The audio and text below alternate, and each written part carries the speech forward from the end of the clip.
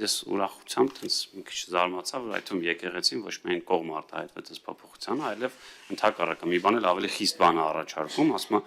լեսի քիչ է, մի բան էլ ընդհանրապես արգել է կոտարումը։ Իշխանական падգամավորներն առաջարկում են, որ առանց կառավարության համաձայնության պետական ցանկում ներառված պաշտամունքային կառույցները չոտարվեն։ Այսինքն, օրինակ, համայնքը կամ հայ առաքելական եկեղեցին որևէ մատուռ չվաճառի մի երրորդ անձի։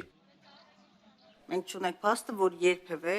որևէ այս կարգի պետական ցուցակներում ներառված պաշտամունքային որևէ կառույց օտարվել է։